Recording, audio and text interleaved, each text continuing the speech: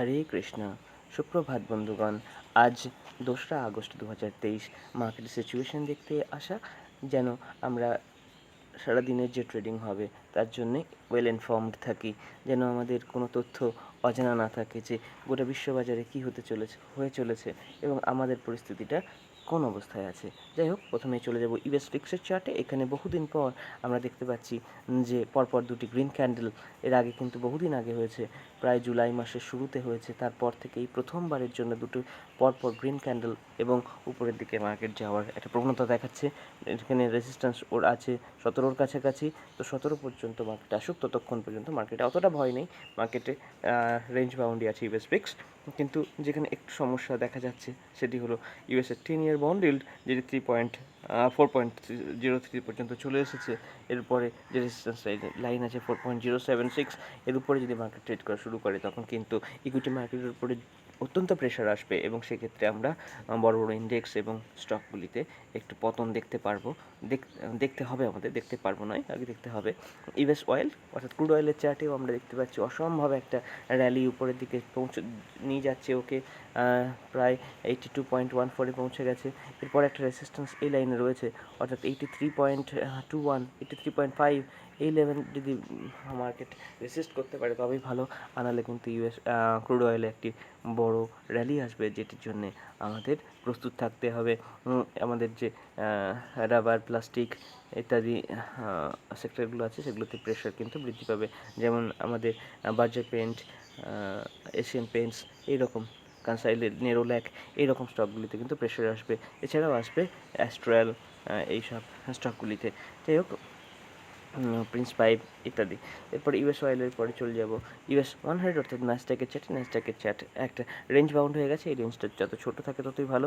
আপাতত এই রেঞ্জটি আরও ছোট হয়ে গেছে, তাই আমরা একটু চার্টটাকে রিয়ালাইন করে নেব, যে আমাদের লাইনটাকে রিয়ালাইন করে নেব। এই জায়গায় আমাদের একটি সাপোর্ট লাইন তৈরি হয়েছে।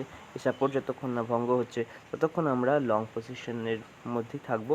এই হচ্ছে আমাদের রেঞ্জ। এই রেঞ্জের মধ্যে যতক্ষণ মার্কেট আছে আমাদের ভয় পাওয়ার কিছু নেই।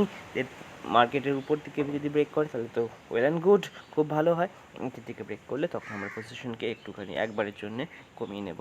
এরপরে চলবে S&P 500, এখানেও রেঞ্জ বাউন্ড ট্রেডিং চলছে, ভয়ের কিছু নেই।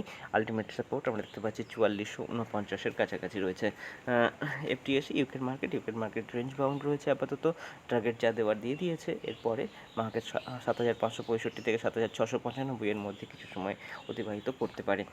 ডাও জোন্স ইন্ডাস্ট্রিয়ালে আমরা কিন্তু কোনো এই মার্কেটের কোনো ভলাটিলিটি সেইভাবে বা প্রেশার কিন্তু ক্রিয়েট করতে পারেনি। ডাও জোন্স যথেষ্ট স্ট্রং রয়েছে, বুলিশ রয়েছে এবং প্রায় এই সুইং হাইয়েই রয়েছে।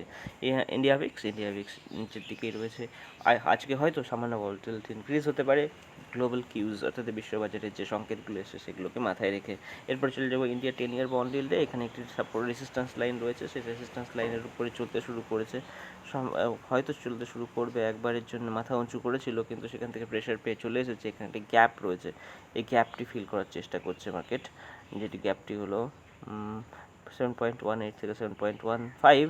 তো যাই হোক, এই লেভেলের উপরে যদি চলা শুরু করে এবং এই লেভেলকে যদি পেতে শুরু করে 7.25 এরকম জায়গায় চলে যায়, তখন কিন্তু ইকুইটি মার্কেটে যথেষ্ট প্রেশার আসবে এবং আমাদের ইন্ডেক্সগুলিতে একটু হলেও পতন দেখতে পাবো। গিফট নিফটির চার্টে চলে যাবো। গিফট নিফটিতে রেঞ্জ বাউন্ড ট্রেডিং চলছে অনেক দিন ধরেই, এবং এই যে 20,000 থেকে 19,500 এই রেঞ্জের মধ্যে মার্কেট যতটা সময় অতিবাহিত করবে, তারপরের যে র্যালিটা আসবে ততটা ফিউরিয়াস, স্ট্রং আর স্টেবল হবে।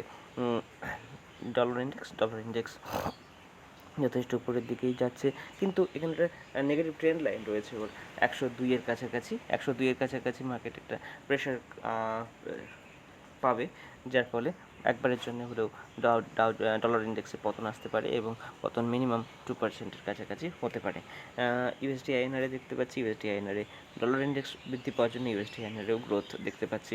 এরপর চলে যাবো ইউরো ইউএসডিতেও একই রকম বার্তা, কারণ ডলার ইন্ডেক্স যদি স্ট্রং হয় ইউরো ইউএসডি অটোমেটিক্যালি উইক হবে। এরপরে বল্টিক ড্রাই ইন্ডেক্সে উত্থান আসছে। এই উত্থান ইকুইটি মার্কেটকে সঙ্গে করে নিয়ে যাওয়ার চেষ্টা করবে উপরের দিকে। বিটকয়েনের চার্টের আমাদের টার্গেট ছিল 28,328 কাছাকাছি। মার্কেট সেখান থেকেই একটি বাউন্স নিয়েছে, বাউন্স নিয়ে 29,713 থেকে ক্লোজ করেছে এবং একটা রেঞ্জ রয়েছে 28,300 থেকে 30,400, এই রেঞ্জের মধ্যেই মার্কেট এখনও ঘোরাফেরা করছে। ইথেরিয়ামের দেখতে পাচ্ছি যে ইথেরিয়াম একই রকম বিটকয়েনের মতোই ট্রেড করছে এবং এখানেও একটা রেঞ্জ রয়েছে, সেই রেঞ্জের মধ্যেই মার্কেট যতক্ষণ সময় অতিবাহিত করবে ততই আমাদের ফিউরিয়াস একটা র্যালি পরবর্তী সময়ে দেখতে পাবো। গোল্ডের চার্ট আমাদের যে সাপোর্ট জোন রয়েছে সে জোনের মধ্যে ট্রেড করছে। এখানে অ্যাকুমুলেশন জোন, আপনারা যারা লং টার্মের জন্য গোল্ডকে অ্যাকুমুলেট করতে চান অবশ্যই এই লেভেল থেকে শুরু করতে পারেন। এই লেভেলের পরে যদি আরেকটি লেভেল আমাদের মার্ক করতে হয় তাহলে আমরা আরেকটি লেভেল আমরা আপাতত করতে পারি, সেটি হলো এই লেভেলটি ঠিক জায়গায় হয়নি, সেই জন্য আমরা একটুখানি সরিয়ে আনবো। এই জায়গা হচ্ছে আমাদের অ্যাকুমুলেশন জোন আসবে 1950, এরপরে 1915, 20, 1950-এর পরে 1900, এই লেভেলে আমরা অ্যাকুমুলেট করার চেষ্টা করতে পারি গোল্ডকে। গোল্ডের অ্যাকুমুলেশন জোনে রয়েছে, আপনারা যারা গোল্ডে নিবেশ করতে চান এখানে এই লাইন দুটিকে একটু নজরে রাখতে পারেন। এরপর চলে যাবে ব্যাঙ্ক নিফটির চার্টে। ব্যাঙ্ক নিফটিতে দেখতে পাচ্ছি যে রেঞ্জ বাউন্ড ট্রেডিং চলছে, রেঞ্জ ছোটো হয়ে গেছে 35,328 থেকে 35,300 থেকে 35,800, এই হচ্ছে ব্যাঙ্ক নিফটির রেঞ্জ।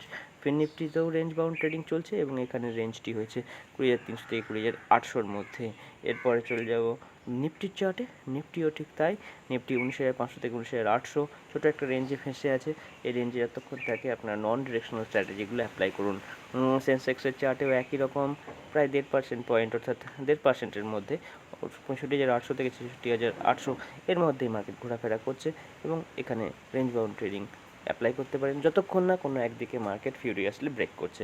এই হচ্ছে আজকের সকালবেলার আপডেট। আপনারা সাবধানে ট্রেড করুন, স্টপ লস ছোটো রাখুন আর সবাই ভালো থাকুন। ধন্যবাদ।